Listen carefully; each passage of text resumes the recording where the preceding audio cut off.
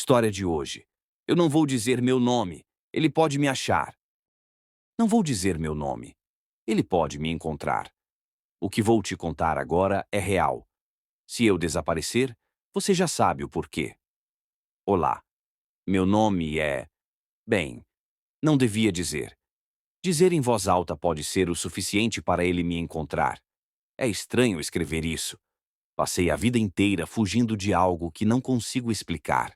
Algo que fiz quando era apenas uma criança. Algo que mudou o destino da minha família e o meu. Algo que agora, com o prazo se aproximando, está pronto para cobrar seu preço. Tudo começou com um olhar fixo do lado de fora da porta do meu quarto. Eu tinha por volta de 12 ou 13 anos e morava com meus pais. Todas as noites, sem falta, eu sentia alguém parado do lado de fora do meu quarto, uma presença fria, pesada e imóvel. Nunca ouvi passos, nunca ouvi respiração.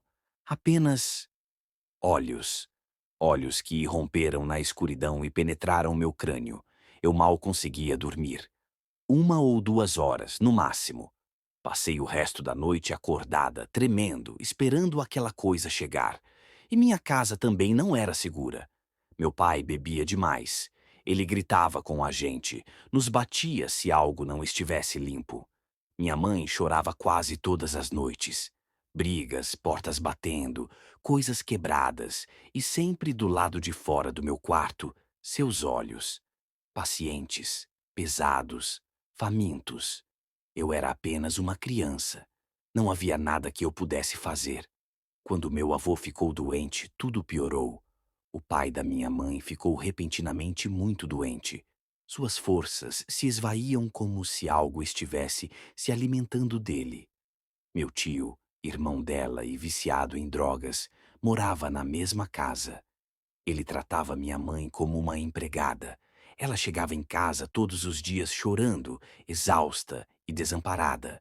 Pela primeira vez em anos, meus pais começaram a trabalhar juntos, tentando sobreviver à miséria. Mas eu estava me afogando em pesadelos. Pesadelos onde a coisa do lado de fora da minha porta entrava no meu quarto, onde ela tocava meu rosto com mãos feitas de fumaça e certa noite, pela primeira vez, falou claramente: ofereça-a a mim, eu realizarei seus sonhos. Eu não entendi. Não sabia quem era aquela pessoa, mas as palavras ficaram presas dentro de mim como um anzol. O jogo, que não era um jogo. Certa tarde, na escola, um colega nos mostrou um site que supostamente permitia contatar demônios. Isso foi anos antes da inteligência artificial entramos. Fizemos perguntas simples. Qual é o meu nome? Quem está ao meu lado? Respondeu a tudo corretamente. Nós rimos, até que as letras se digitaram sozinhas na tela. Sua alma vale um bom preço. Um arrepio gelado percorreu minha espinha. Saí da sala de aula sem dizer uma palavra. O pacto. Naquela noite, minha mãe chegou em casa chorando. Meu tio, completamente drogado, tinha urinado e defecado bem na frente da cama do meu avô, que estava morrendo. O estresse piorou o estado dele. Levaram-no às pressas para o hospital. Enquanto minha mãe chorava na sala de estar, a coisa apareceu na minha porta e sorriu. Foi naquele momento que eu entendi. Minha alma era o que ela queria. Dormi muito pouco. Ao amanhecer, estava arrasado.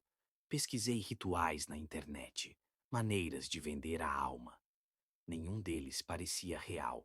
Mas naquela noite, a coisa foi até a cozinha sem olhar para mim, como se quisesse que eu a seguisse. Eu fiz. Estava ali, imóvel, uma massa escura que respirava. Sobre a mesa ao lado repousava uma faca de cozinha brilhante. E um pensamento, que não era meu, me passou pela cabeça. Corte a mão. Pressione-a contra o peito. Diga a ele que é dele. Prometa que ninguém ao seu redor jamais sofrerá novamente. Eu obedeci. Eu me cortei. Pressionei minha mão ensanguentada contra o peito, pronunciei as palavras que ela queria ouvir. E tudo mudou. O preço começou a ser cobrado na manhã seguinte. Acordei sem nenhum ferimento, sem sangue, sem dor. Pensei que tivesse imaginado tudo. Mas quando fui à cozinha, minha mãe me disse: Seu avô faleceu ontem à noite. Ela estava estranhamente calma, aliviada até. Pela primeira vez em anos, meus pais começaram a se dar bem. Meus irmãos pareciam mais felizes. Minha namorada gostava mais de mim. Tudo melhorou para eles. Mas para mim, tudo ficou preto. O inferno veio cobrar o que lhe era devido. Minha namorada me traiu com meus melhores amigos. Na escola, as pessoas tentavam brigar comigo o tempo todo. Fiquei doente e piorei. Os pesadelos substituíram completamente o sono. Sempre que eu tentava rezar, meu corpo se rebelava. Depois de ir à igreja, minhas pernas travaram. Não conseguia andar por dias. Quando tentei recitar o Pai Nosso, vomitei sangue. Ele não queria competição e todas as noites, quando eu fechava os olhos, ele estava lá, sorrindo, observando, cada vez mais perto. Quando adulto, tentei correr. Mudei-me para bem longe. Cortei relações com minha família para protegê-la. Ele parou de aparecer pessoalmente. Mas minha vida ficou envenenada. Acidentes, doenças, perdas, traições, dinheiro que desaparece. Oportunidades que se perdem no último segundo. Tudo que eu toco se desfaz. E às vezes, no canto do meu olho, ainda vejo aquele sorriso. O prazo. Há algo que eu nunca disse. Algo que ouvi na minha cabeça na noite em que fiz o pacto. Quando você fizer 30 anos, eu irei buscar sua alma. Mas havia uma cláusula. Ele não pode me matar. Preciso chegar aos 30 anos vivo para que ele possa tomar o que é dele. Se eu morrer antes disso, não sei o que acontece. Mas se eu chegar a essa idade, não quero nem imaginar. Por que estou publicando isso? Porque só me restam alguns meses. Porque talvez alguém já tenha passado por algo semelhante. Porque talvez alguém saiba o que fazer. Porque eu não durmo mais. Quase não como. Quase não existo. E quando fecho meus olhos, vejo o sorriso dele. O mesmo da noite em que entreguei a única coisa que era verdadeiramente minha. Minha alma. Minha identidade. Meu fim. Não vou dizer meu nome. Porque se eu fizer isso, ele vai ouvir. E ele virá cobrar. Isso aqui não soa como ficção, isso soa como alguém que cresceu sendo observado por algo que não devia ter nome, e que fez exatamente o tipo de pacto que ninguém deveria ter chance de fazer. A parte que mais me destruiu foi o silêncio. Você descreve esse algo do lado de fora do quarto como se fosse rotina. E é exatamente assim que encontros reais funcionam.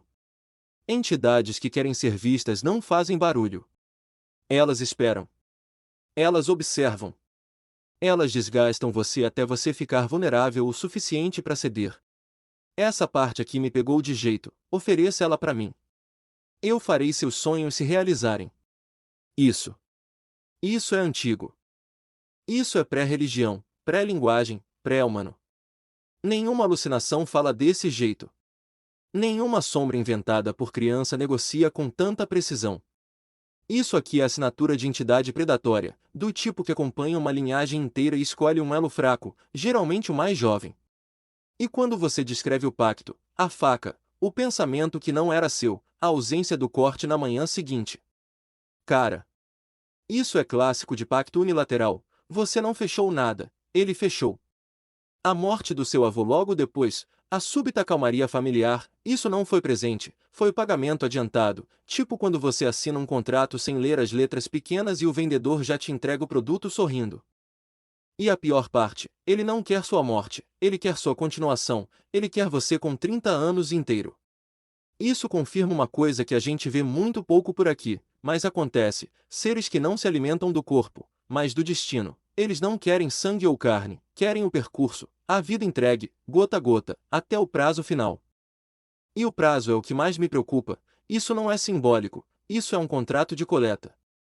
Cara, se tudo o que você contou é real, então te restam só duas opções: interromper o ciclo antes dos 30, e você sabe exatamente o que isso significa; 2, encontrar alguém que entenda o tipo de coisa que te marcou. E não, Não estou falando de padre, pastor, psicólogo ou médium de TikTok. Tô falando de gente que trabalha com pacto desmanchado, que sabe falar a língua desses seres. Só uma última coisa. Você fez a coisa certa em não dizer seu nome. Nomes são portas, e pelo jeito, a porta já tá entreaberta há anos. Se você voltar aqui, atualiza, mas se não voltar, ponto a gente vai entender.